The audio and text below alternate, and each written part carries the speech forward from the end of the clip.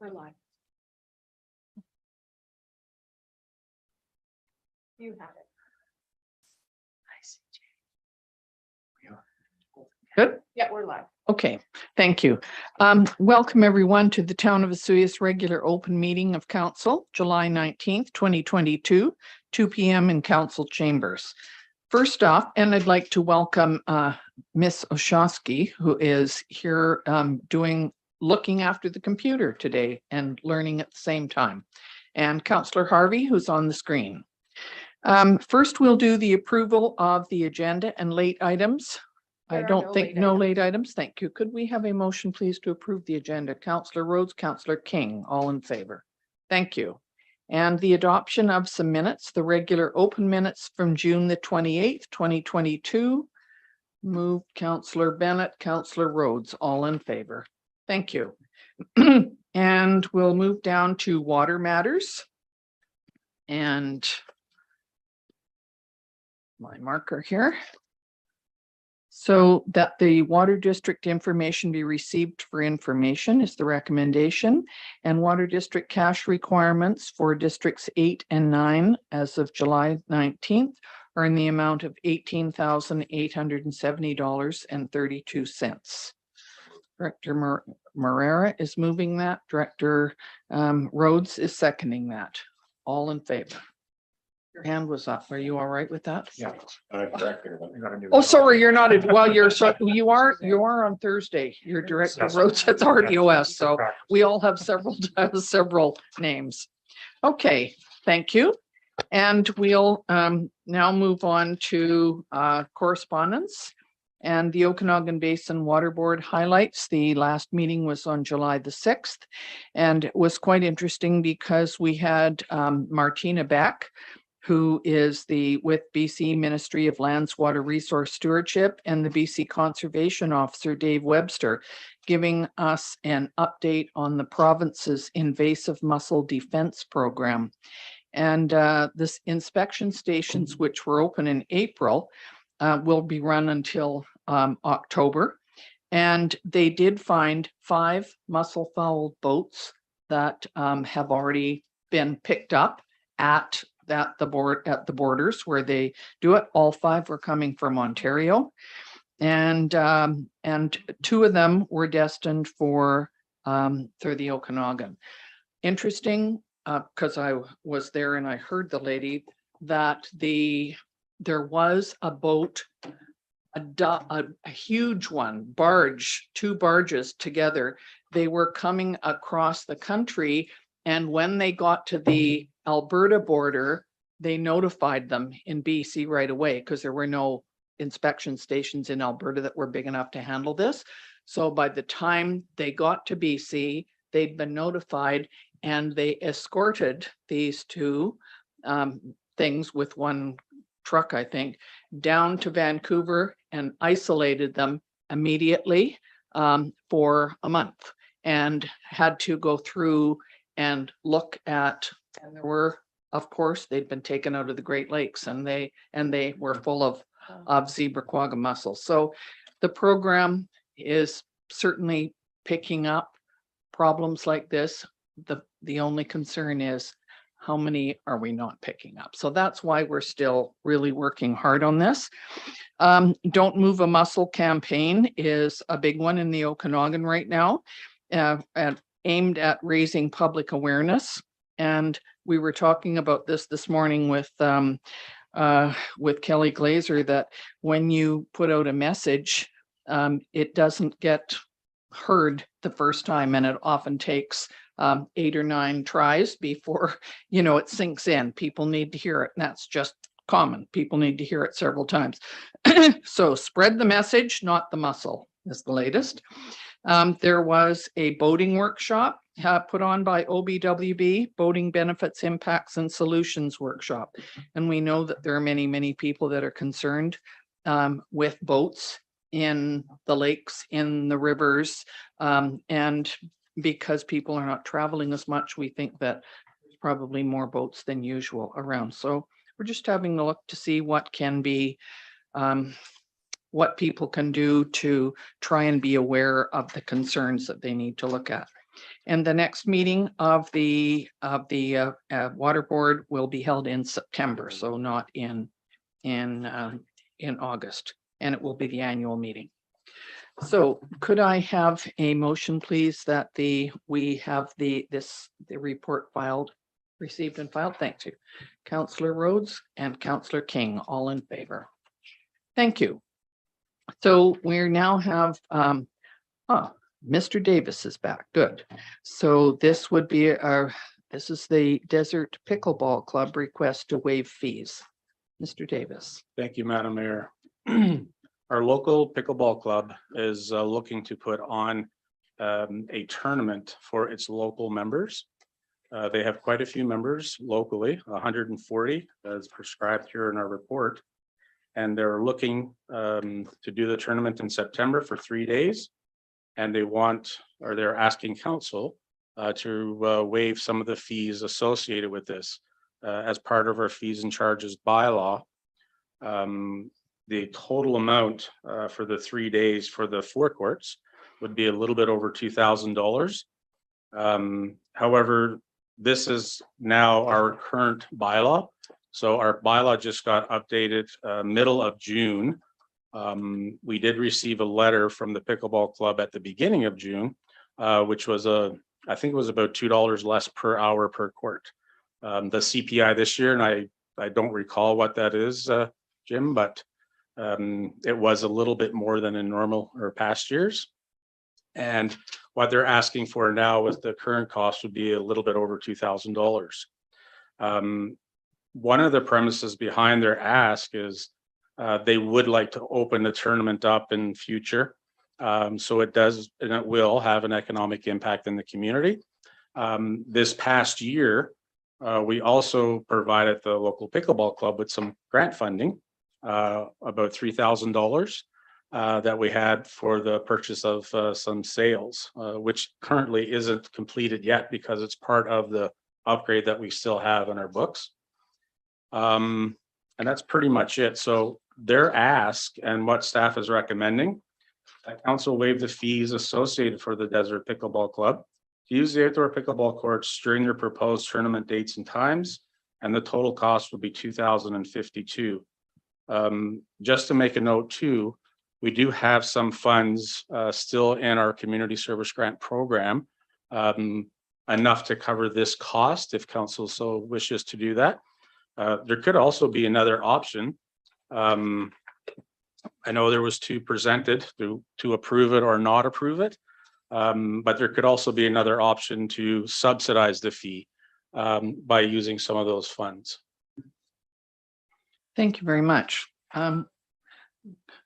Director? No, Councillor Rhodes. Thank you, Mayor McCordup. Just for clarity, we do have a couple of other pickleball clubs in the community, and I just wanted to make sure that this club that is asking for these funds, are they the same ones that receive the community? Yes. It's the same one, Yes. just for clarity. Yes, that's correct. Okay. Yeah, there are 3 clubs. One's a higher elite club with fewer members. And then there's another club associated that are at, all different levels altogether. So.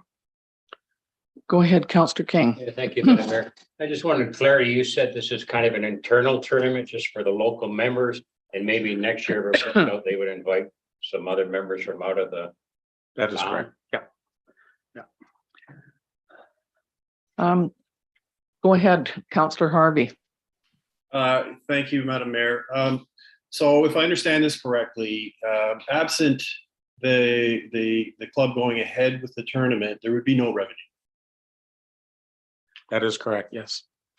And so the notion of subsidizing it is kind of like taking money out of my right pocket and putting it in my left pocket.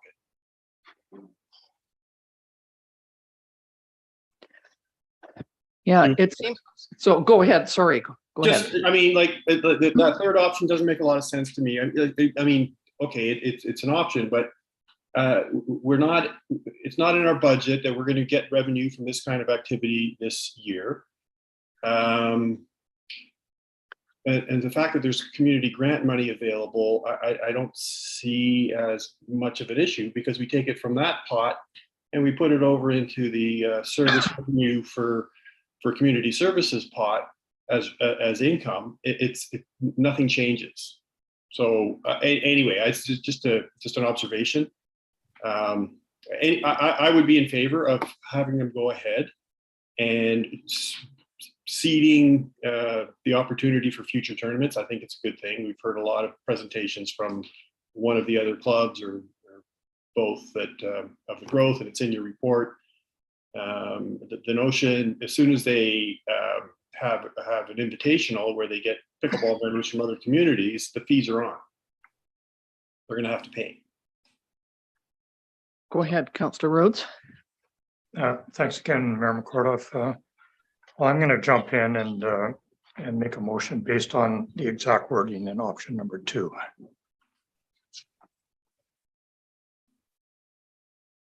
Not to waive. Okay, is there a seconder for that? Yeah. Councillor King is seconding that. Now, does anybody want to speak further to this?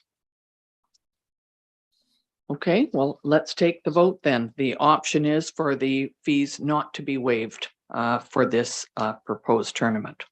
All in favor? Against? Yeah. The fees have not, that was passed.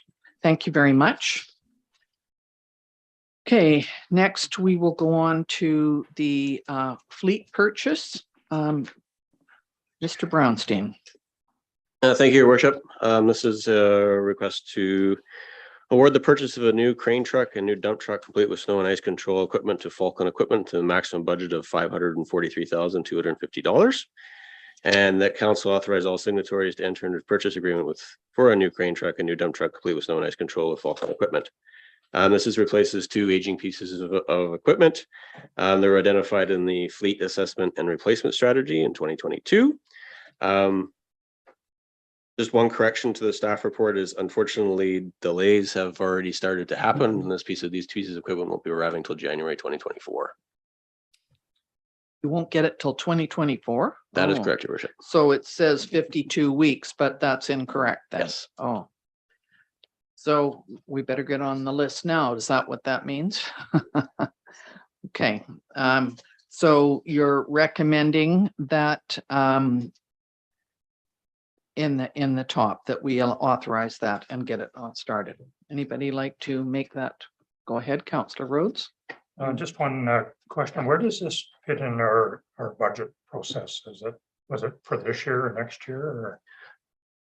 So through the chair to Councillor Rhodes, this was included in 2022's budget. This will be carried forward until the equipment arrives. This process has guaranteed the cost of these vehicles to be put out till 2024. Thank you. Okay, so we don't pay for it till it comes. Okay. Is there anybody who would like to? I'll move. You've moved the motion. Is there a seconder? Thank you, Councillor Rhodes. Anything else on this? All in favor? Thank you very much. Thank you, Your Worship. Thank you. And next we have Ms. Curtis on the electric kick scooter pilot project. Thank you, Mayor McCordoff. This proposal pertains to the electric kick scooter pilot program project through the province. It is the recommendation of the department that council pass a resolution in favor of the town participating in the provincial electric kick scooter pilot project and be listed as a participating community. And that is on their website as a listed participating community. So this report is to seek council's endorsement for the town's participation in the program and move forward with the Ministry of Transportation and Infrastructure's approval process. So in April 2021, the province announced that 6 BC communities would be selected for the project originally, and it enabled the participating municipalities to enact bylaws allowing e-scooters to operate on public streets. The number of BC communities participating has since added 2 new ones. And during the last committee of the whole meeting on June 24th, 2022, Josh Boylo of Sparrow Scooters approached council asking if the town of Osoyoos would consider participating in the pilot project.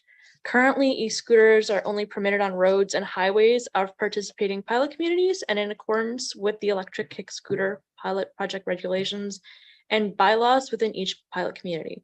There are currently 8 communities that have been selected, and the province is still accepting applications from communities interested in participating.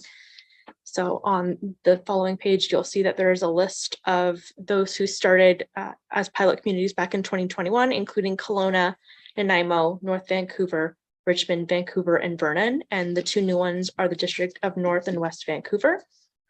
So option 1 is that council pass a resolution in favor of participating in the province's electric kick scooter pilot project. And option 2 is that council delay the pilot project approval and direct staff to return to council at a later date. And option is that council does not support the application, the province, for inclusion in the pilot project.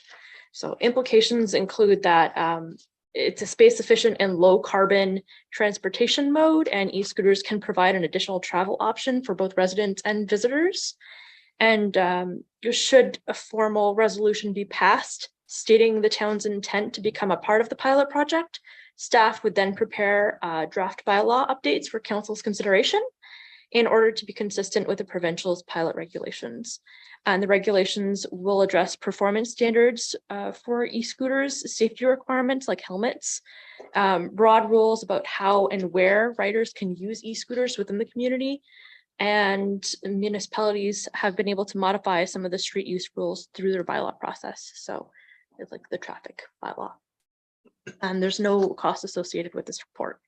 And I think the next time that it will be discussed within the province council will be in September. So that would be when they're next to look to include us within their program, if we so choose to go that route. Thank you. Did you have a question, Councillor Bennett? Go ahead.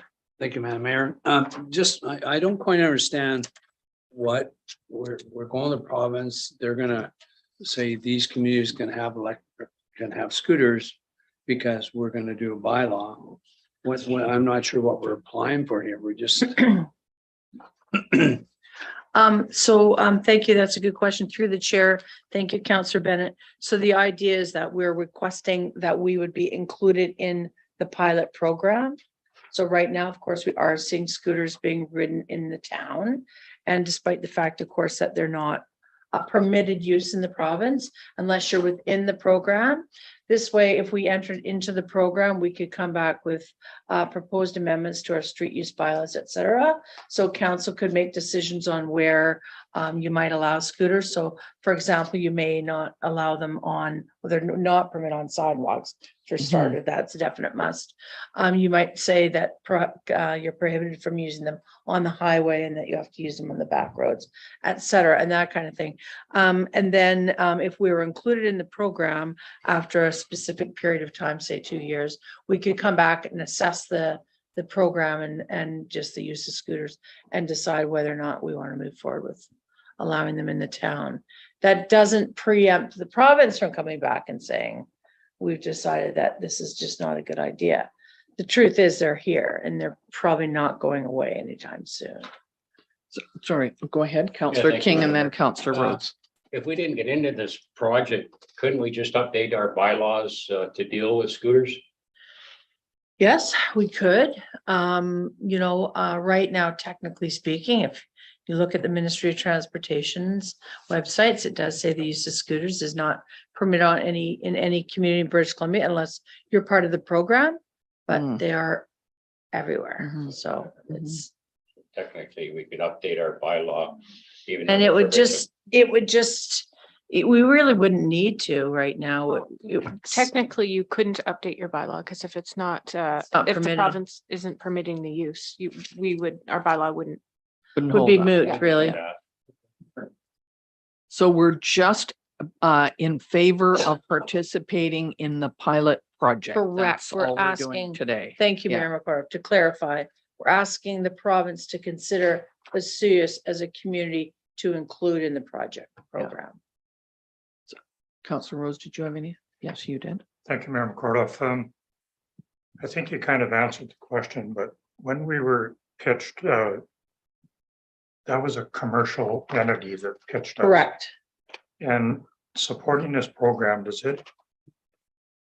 there any indication that it might create an unfair advantage with an existing business in town? That's a very good It's an question. awkward question. I It's know. but it's a good question, and we should have that conversation. Thank you again, through the chair.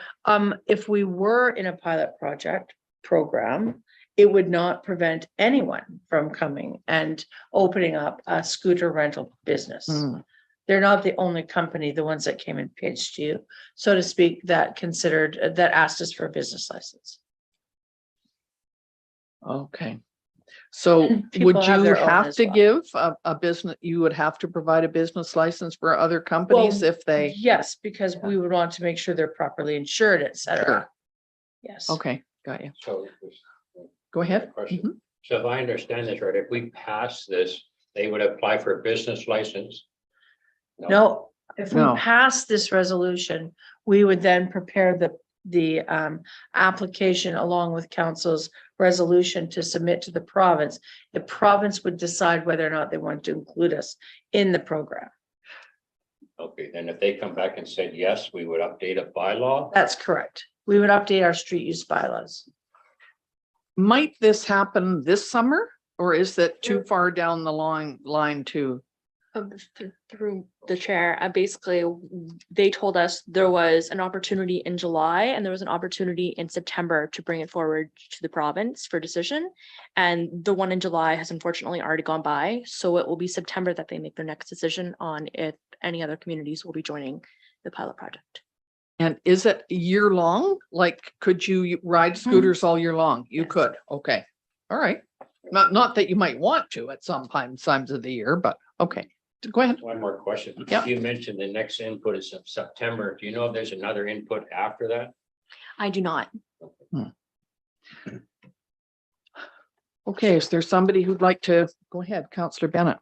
Thank you, Madam Mayor. I would move that we proceed with it because they're here, they're already on the streets, and we might as well have a bylaw. Well, apply, we're just applying to the Yeah. government right now. We'll do that part first for the pilot project and then see. Okay, so you're making that motion. Is there a seconder? Councillor King, you're seconding? No? I'll second it. Or Second it. Brian was going to say. Oh, sorry, Brian, are you seconding that? Go ahead. All right, so is there anybody else needs to have a comment about this or ask a question? Good, so all in favor of the recommendation? Against? Okay, thank you. Did you get that one? Yeah, Yes, right. we did. Thank you very much. All right, next is the general net payroll and Sun Bowl Arena financial accounts. And as of July 19th, 2022, general cash requirements are in the amount of $507,722.88. Sun Bowl cash requirements of $46,936.16. And net payroll accounts $229,534.98. So the options are that we receive these for information purposes, or number two, request additional information. Is there someone like to make a motion on one or the other? Councillor Rhodes? Yes, thank you, Mayor Kordoff. Staff recommended option number one. Thank you very much. Councillor King seconding that. All in favor?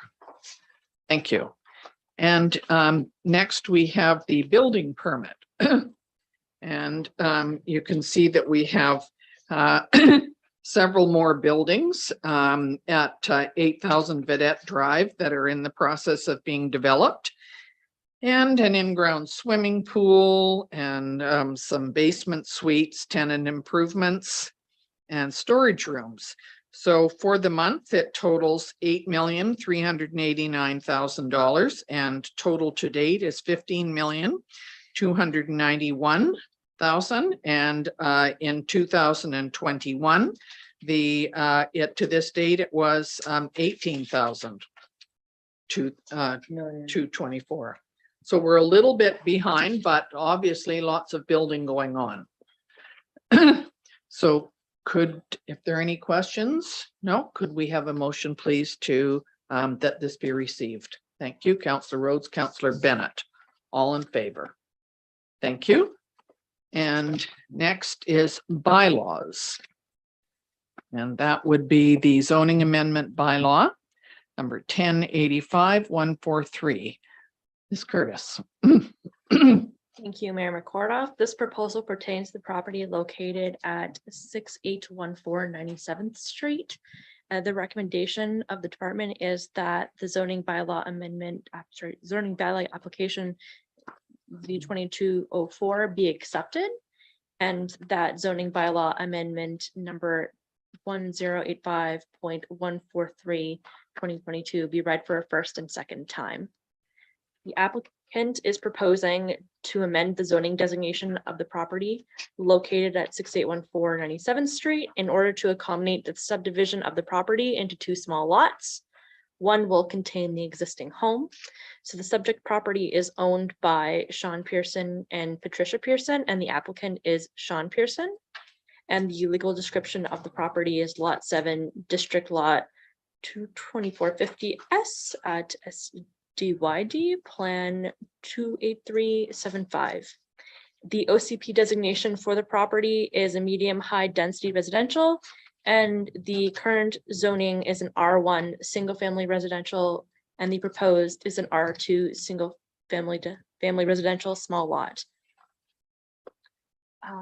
A zoning amendment is required as the subject property is currently zoned in R1, as I mentioned. The proposed R2 would allow for a minimum lot size of 400 meters square, enabling the applicant to subdivide the property into two small lots.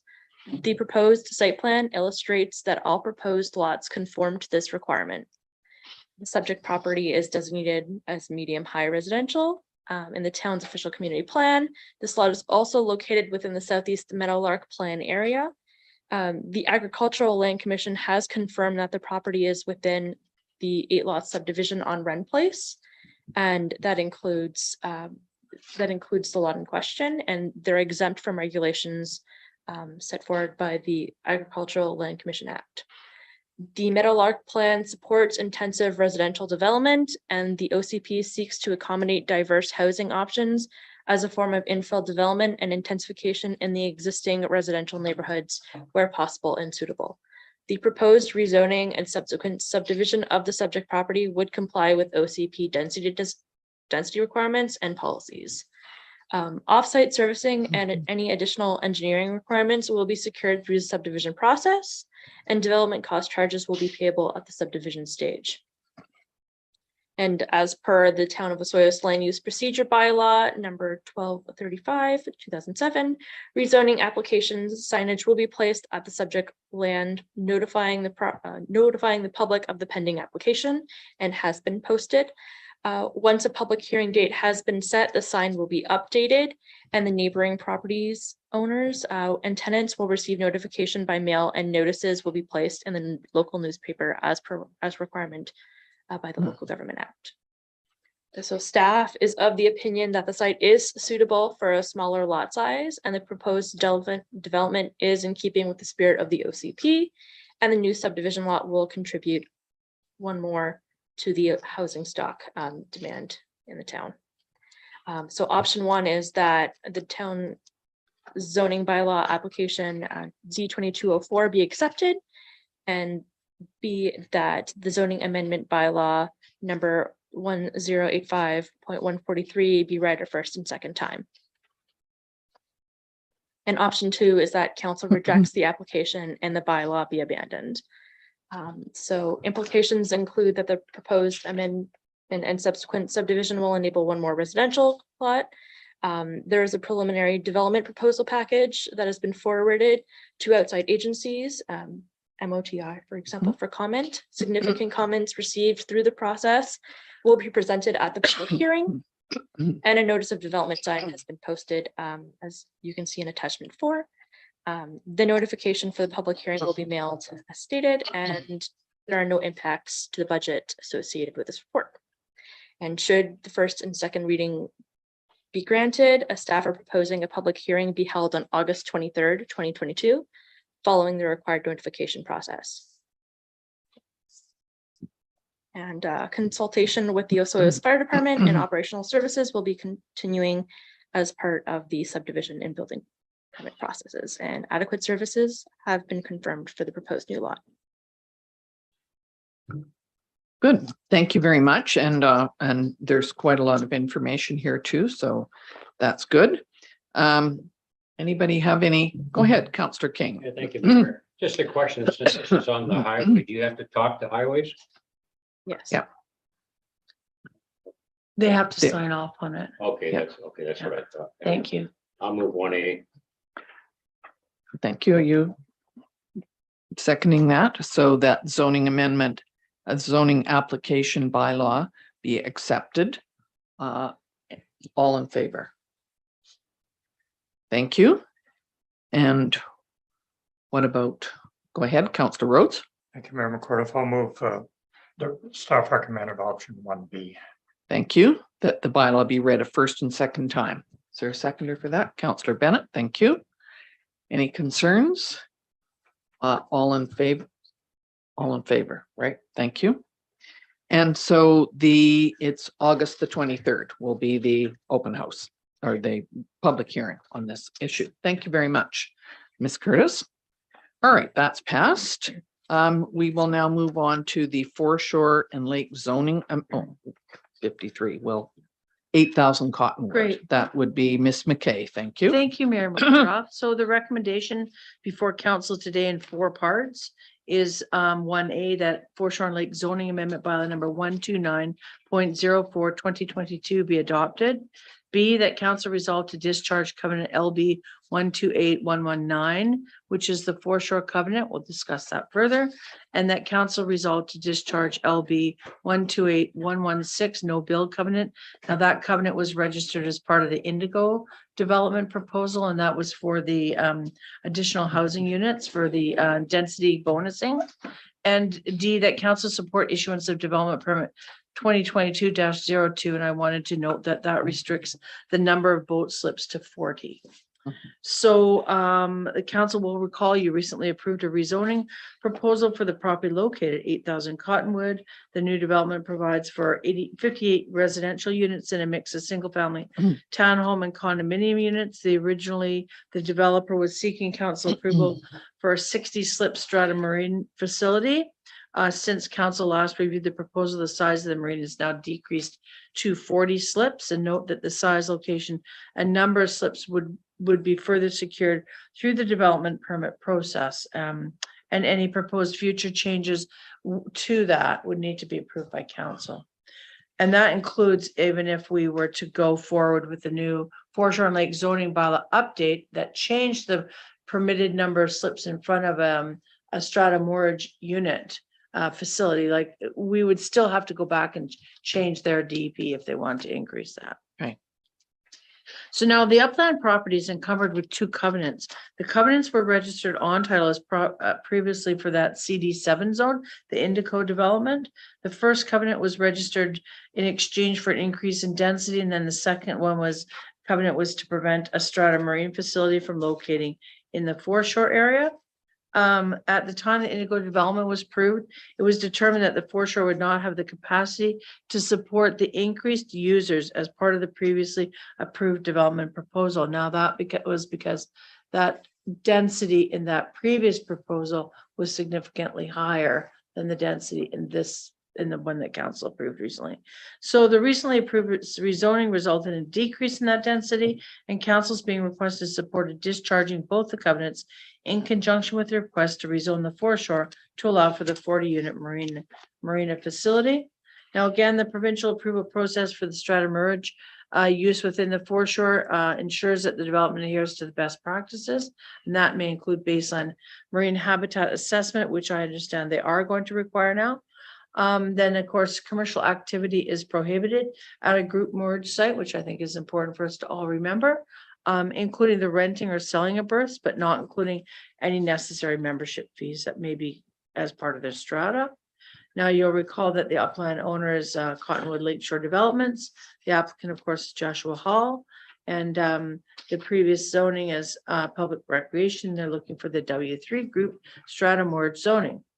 A public hearing was held on March 29, 2022. Correspondence was received from residents and they are concerned about the number of boat slips, which was again originally proposed for 60.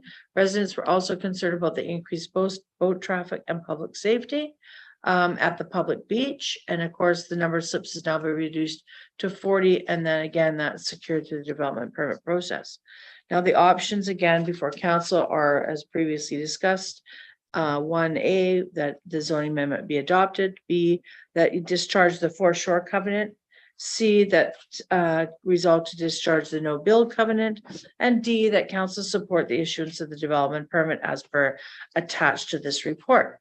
Option 2 would be that council considers that determines that consideration of the zoning amendment should take place at a later date, or C, that council defeats the bylaw. Now, staff are recommending option number 1.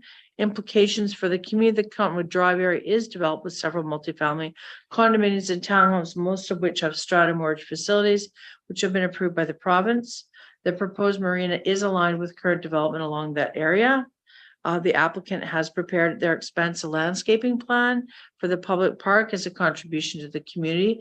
That plan's been reviewed by the Director of Operational Services, who was just sitting right there, I'm sure, and the Director of Community Development.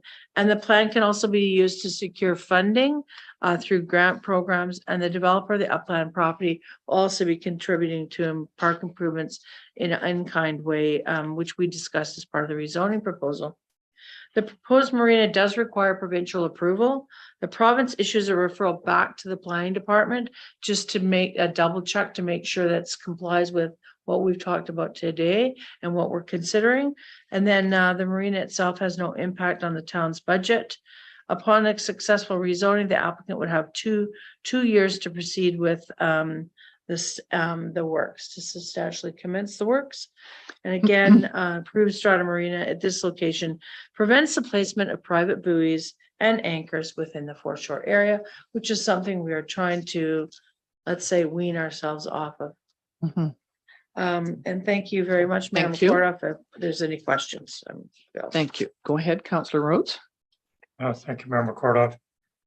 This may sound like a little bit of a naive question, but if there's a no buy and sell commercial entity component to covenant on that, how would the strata decide who gets to use it? And what would those conditions be? Okay, through the chair, how would the strata decide who gets to slips? Yeah, or like as a slip attached to one of the units. That's probably what they would do. I would suspect that what I've seen done previously is there's an additional fee for your units to 10 to 20 to whatever they think dollars. If you're going to have a boat slip. And if I could, Sure, go ahead. what would the consequences be if there was a buy and sell component Yeah. to it? So the idea that when I mentioned that there's no commercial opportunity there, the commercial opportunities that happen within the strata buying and selling boat slips amongst themselves is not really of concern. I mention this because there has been conversations previously about people in other stratas wanting to sell their slip to someone outside of the strata organization. I received phone calls about that. So that's why I mentioned it. There's not a commercial opportunity in that regards.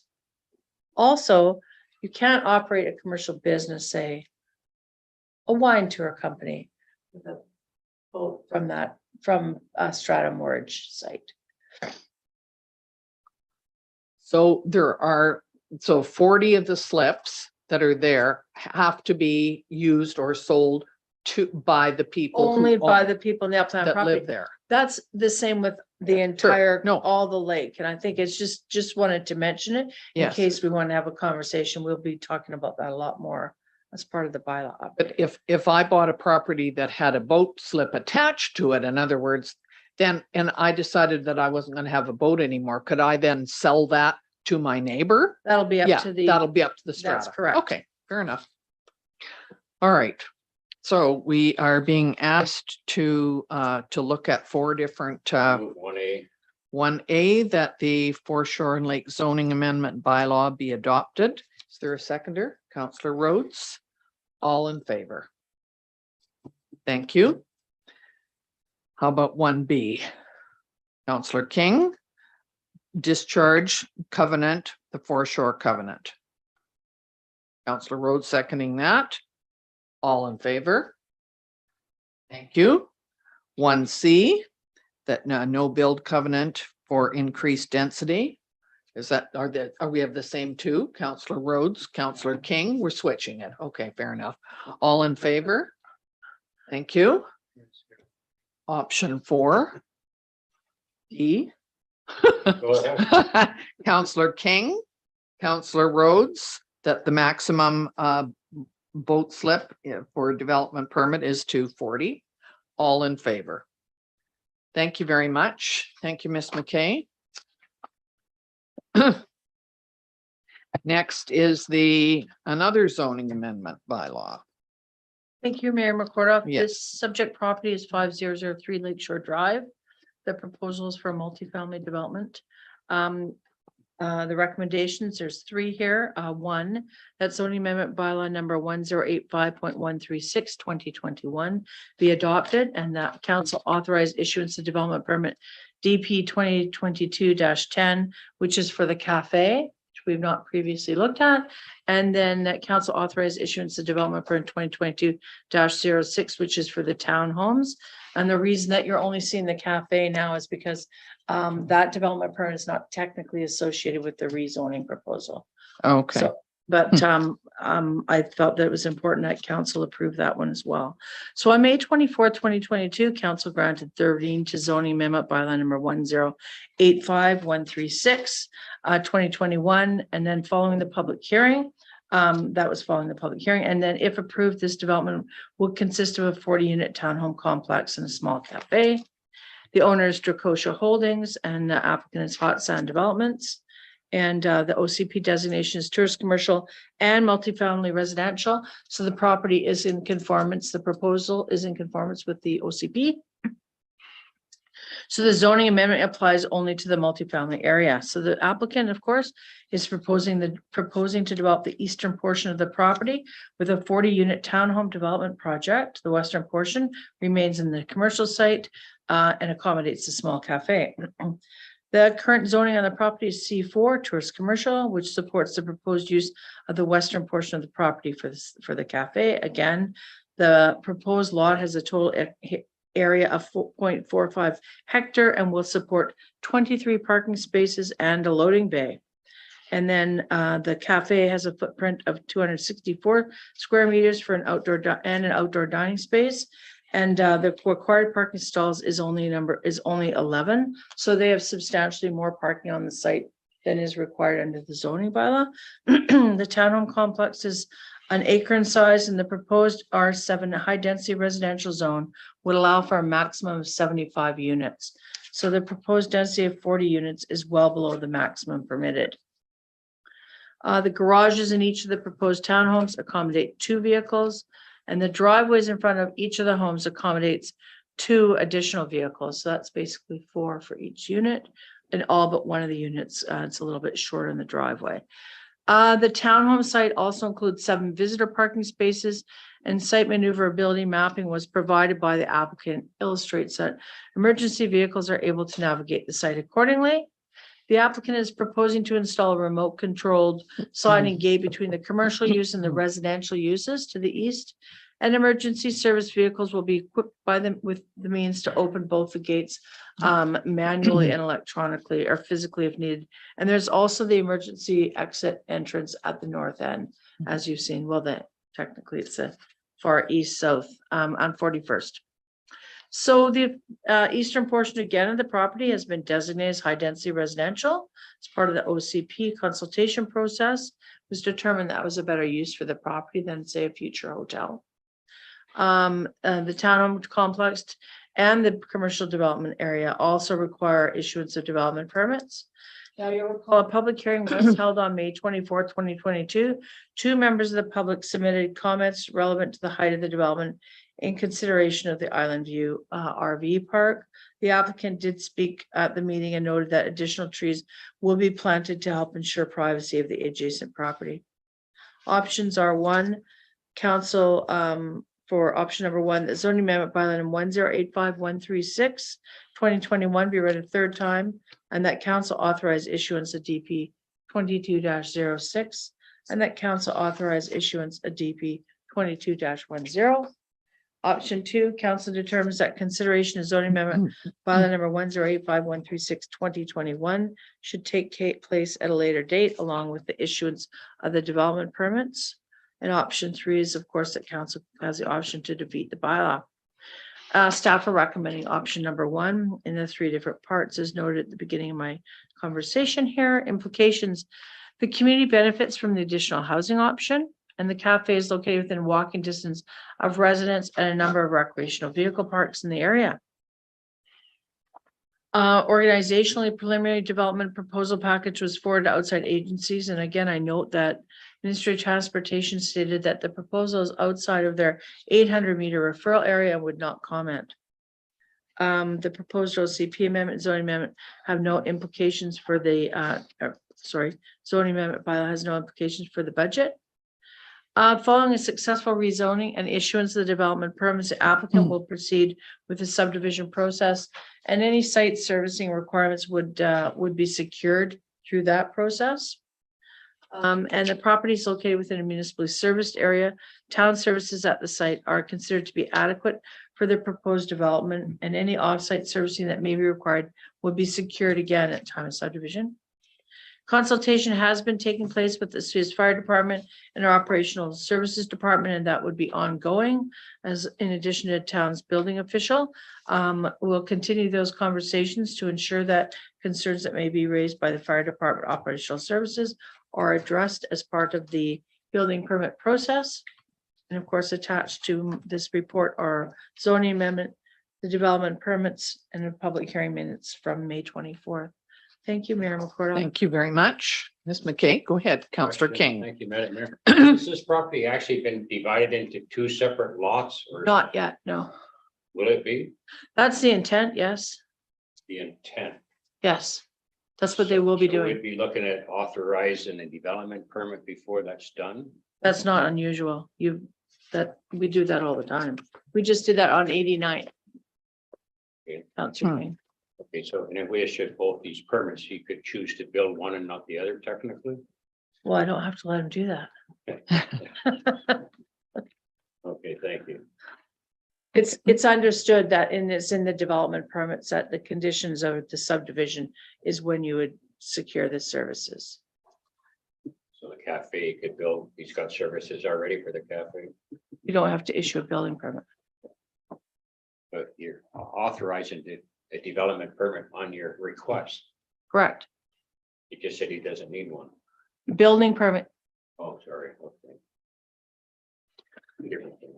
It is a bit confusing. I see that. Go ahead. Did you have a question? Councillor Bennett Thank first. you, Madam Mayor. I'm just gonna move option one.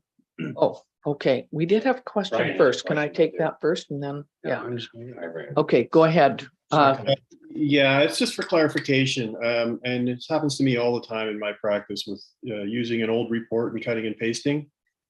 But I understand, like at the bottom of the report, option one, which Councillor Bennett proposed to move, is for third reading. But I understand this is for adoption. We did third reading in May. I apologize. Yes, Yes, thank you, Counselor. The recommendations at the beginning of the report Yes. are the ones that we're looking at. That's what I was looking at. So. Sorry, I adopted. apologize. Sorry. Yep. That's Okay, entirely my responsibility. I apologize. Yeah, no, I didn't mean to call you out because as I say, it but- happens to me all the time. So, but That's okay. Thank you, Counselor. so you have moved option one, that the zoning amendment be adopted. That's what you just did and CJ just seconded, it, right? Okay, so now if there are no other questions, I'm gonna call the question. All in favor? Good. Thank you. And now we need somebody to recommendation two. Number two. Thank you. That the development permit is for the cafe. Seconder, Councillor Rhodes. Any concerns about that? All in favor? Thank you. Option three. Councillor Rhodes. Councillor King, seconding that. That's for the townhomes. All in favor? Thank you very much. Thank you, Thank Ms. you, Mayor McKay. McCordhoff, and I appreciate that, and I don't mind being called out at all, Brian. Okay. My fellow colleagues Yeah, I didn't for even that notice it. I was as looking well, at the because front. I should have been more careful.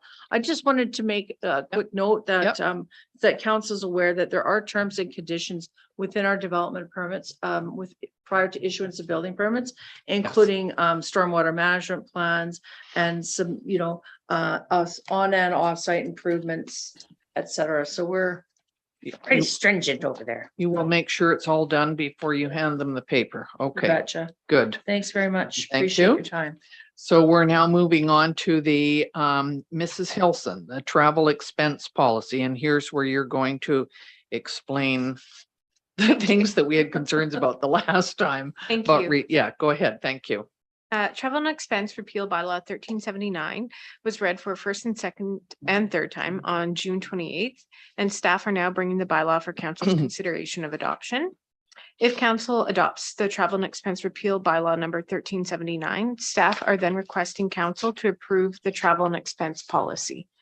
So members of staff, council, and other appointed officials are required to travel for town business to attend meetings, conferences, and training. And as previously stated, the last time the town's travel and expense policy was reviewed was in 2010. So the bylaw is over 12 years old. It's important that there are clear guidelines and fair compensation for those who are required to travel and attend meetings, conferences, or training during their tenure with the town. So staff have surveyed other municipalities within our region to compare the town's travel and expense bylaw with their current bylaws and policies. The chart on the next page shows the breakdown of the mileage and other expenses. And staff are suggesting that rates highlighted in blue would be the new rates for the town of Osoyoos for the new policy. And these rates would also include all taxes and gratuities. So options before council is that travel and expense repeal bylaw number 1379 be adopted. Option 2, that travel expense policy finance 010 be approved. Option 3 is that travel and expense repeal bylaw number 1379 be abandoned, and that travel and expense policy be abandoned. And staff's recommendations are options 1 and 2 in 2 separate motions. And implications to the community, none. Organizationally, the policy updates the bylaw that have not been reviewed since March of 2010. It would bring the town's rates in alignment with the CRA and other municipalities within our region. Budget, the amounts are in alignment with our financial plan, and there's no significant dates or sustainability. Thank you very much, Mrs. Hilson. So Councillor Rhodes. Thank you, Mayor McCordhoff. I'll move the staff recommend. You want 2 motions? Yes, we have to. Number 1, that it be adopted. Is there a seconder for that? Councillor Bennett. All in favor? Thank you. And how about the travel expense policy by N 0110? Somebody went, Councillor King is moving that. Councillor Rhodes is moving that be approved. All in favor? Thank you, everyone. Okay, we will go back to the CAO report. Thank you, Mayor McCordhoff.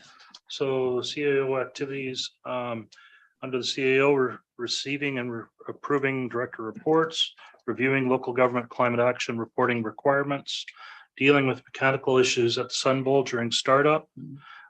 Pleased to announce that that's all been repaired, and they're making ice as we speak. Attended a regional emergency management program workshop in Penticton.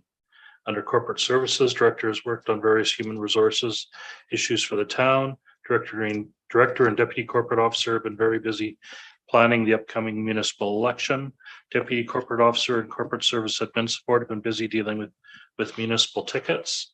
Corporate service admin support has been very busy assisting finance department with property taxes and receiving customer concerns and assisting the bylaw enforcement officers. Bylaw enforcement has been busy dealing with unsightly premise complaints, responding to complaints about Airbnbs, patrolling the parks and walkways, dealing with dogs at large and concerns. Under operational services, water, wastewater, ongoing water quality concerns and flushing, wastewater main flushing, wastewater pump station cleaning, irrigation repairs, water and sanitary sewer requests from development, BC One call requests, seasonal mowing, road sweeping, ongoing repairs to Pioneer Walkway Fountain, park irrigation system repairs, increased in garbage collection for community receptacles, cremation placements at the cemetery, beach cleaning event requests, repairs completed to the clock at Pioneer Walkway. Under capital, landfill, new scale and office set and going through commissioning, anticipating a September opening. Legion Beach contractor will be back on site shortly to place exterior walls, still trying to coordinate paving of walkway. 85th Street pedestrian plaza, preliminary survey completed. Fleet replacement, RFP reviewed and moving forward procurement. Replacement of Gala wastewater pump station, design 75% complete, looking at options for wet well pumps. Brew design work, initial designs complete, renew or reviewing with True to address concerns. Active transportation network plan, public engagement survey closed on June 10th. 2022 will be completing results and presenting to council in August. Main Street concepts, final presentation to council late August.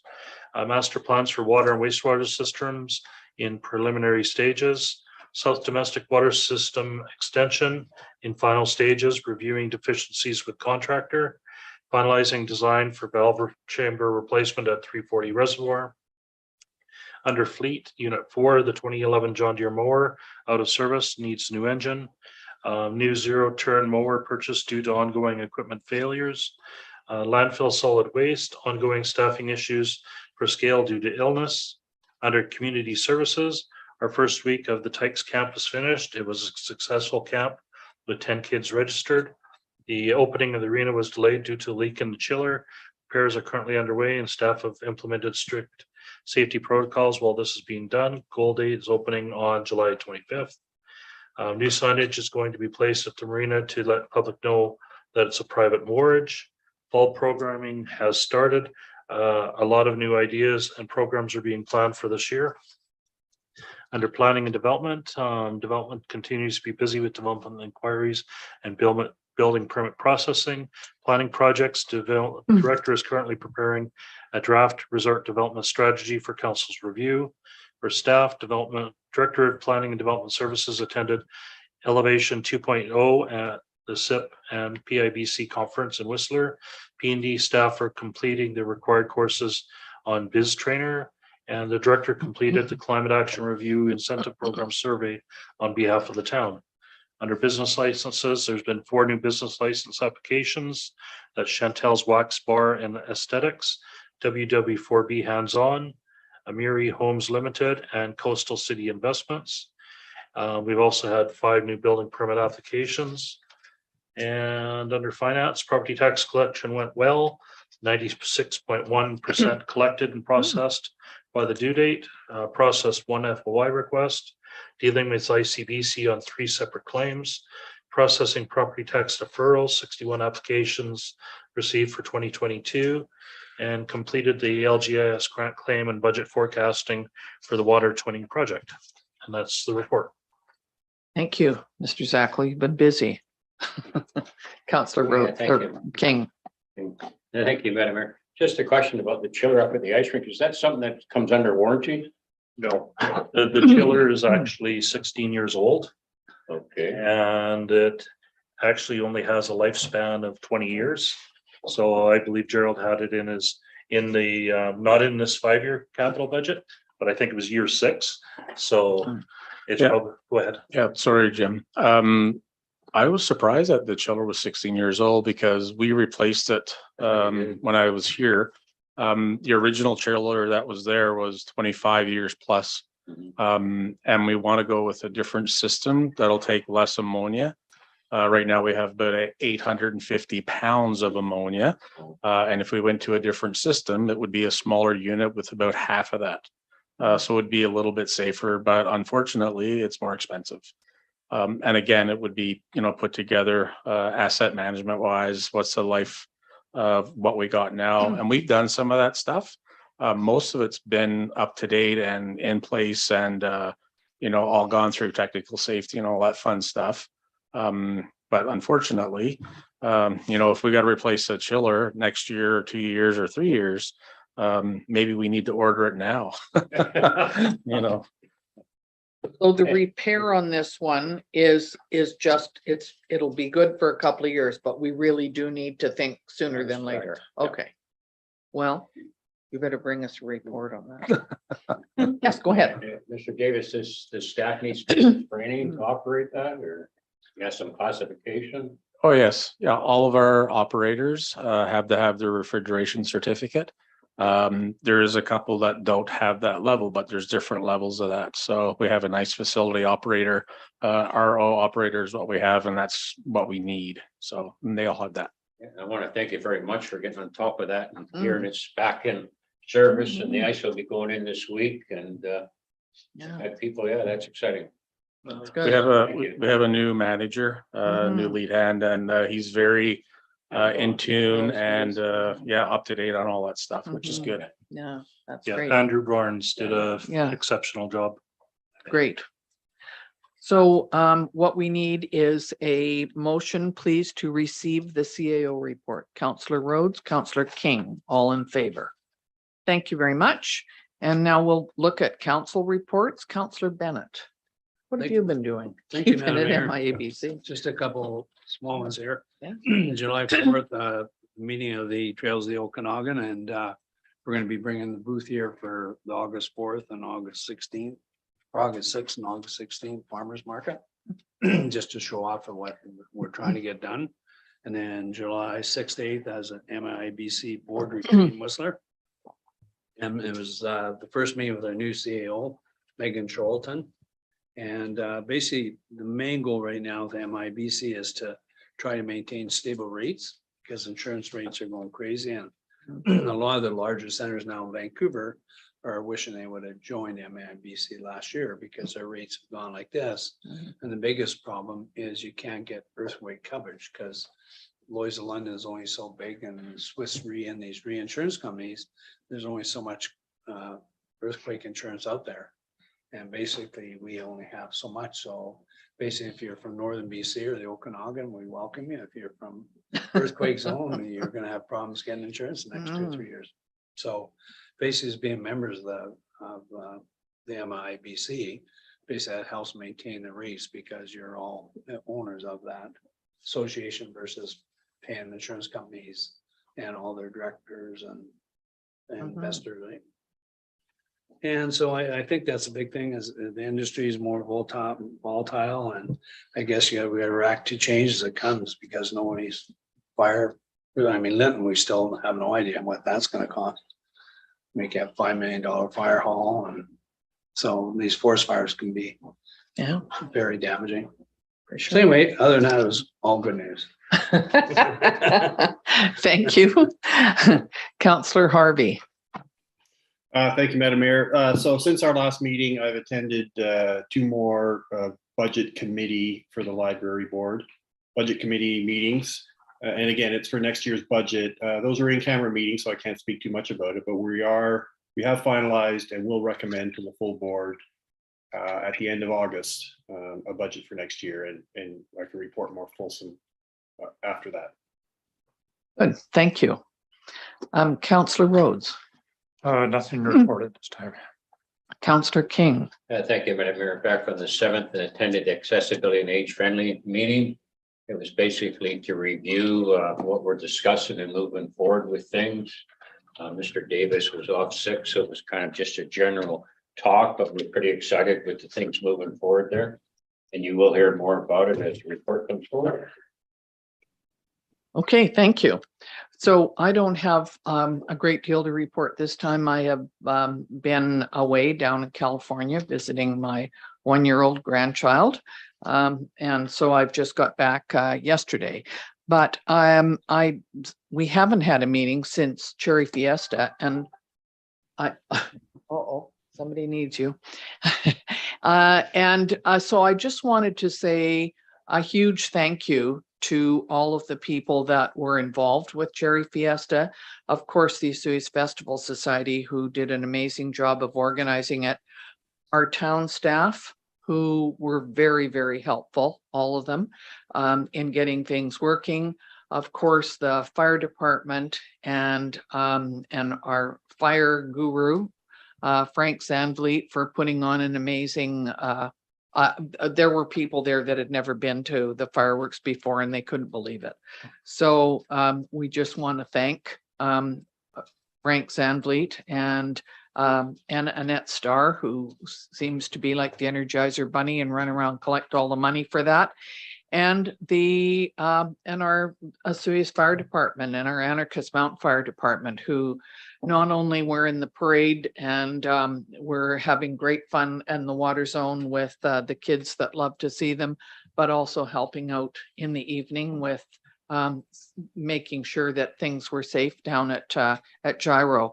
I know that the police were busy that day, but they were, all of them were very helpful all during the day, plus our ambulance and all of the other people that helped make this a special event. So I just want to say thank you, because it was great. It was a little, concerning after 2 years of not having this, and we just weren't quite sure what was going to happen, but it worked out very well. And thank you to Councillor King and Councillor Bennett, who were also in the parade, and Mrs. Bennett helped me cut the cake. And I'm hiring these two again because they had that cake cut and handed out to people in jig time. So thank you very much. And the only other thing that I wanted to mention was that the hot weather seems to be here for a while. And I know that that Mr. Zackel at the directors meetings tomorrow is going to bring up the issue of, do we have some cooling centers? Is there a place that people can go and get water and that type of thing if it gets pretty hot? Because if it stays hot at night too, then that's worse, because you need to have some time to cool down. But we're not quite sure what's going to happen. But when I've read the weather reports and on my phone, I've got a couple of different ones, it sort of shows that mid 30s for sure for the next couple of weeks, and maybe not cooling off that much in the evening. So please check on your family, check on your neighbors, make sure that you drink lots of fluids, water, go and sit at the beach, visit your neighbor's pool. That's what I do. And, and, just make sure you look after yourself. So thank you very much. That's all that that I had for today.